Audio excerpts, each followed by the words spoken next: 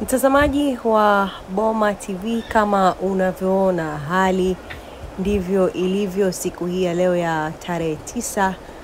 Hapa ni katika baadhi ya mitaa. Hii ni eneo la Magomeni Kagera. Kama unavyotazama, mji umepoa, mtaa umepoa. Hakuna biashara ama shughuli zozote za kijamii ambazo zinaendelea.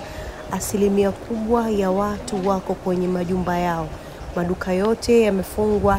Hali ya amani imetawala ndani ya maeneo haya. Hii ni barabara ya kuelekea Popobawa kama vile ambavyo wenyeji wanaita. Kama unavyoona hali ndivyo ilivyo. Kuna amani ya kutosha.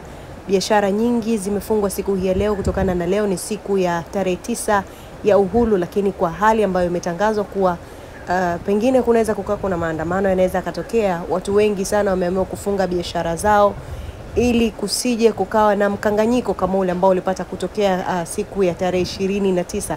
Kama unavyoona mtazamaji, hali ndivyo ilivyo kwa sasa.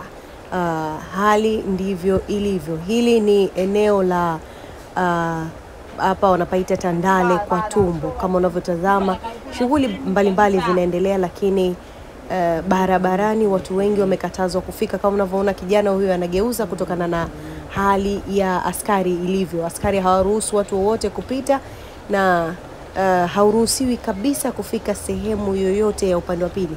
Na hali iko shwari kabisa, amani imetawala kila kona ya maeneo ya Magomeni.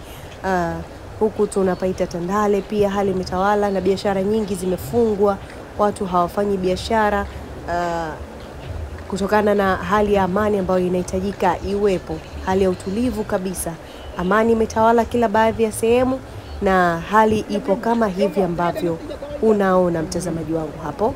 Kama jinsi unavyotazama ndivyo hali ilivyo kwenye baadhi ya maeneo. Hiyo ni barabara ya kuelekea Magomeni Kagera, na kama unavyoona ile pale ni barabara kubwa ya Magomeni Kagera, lakini watu hawafiki kule.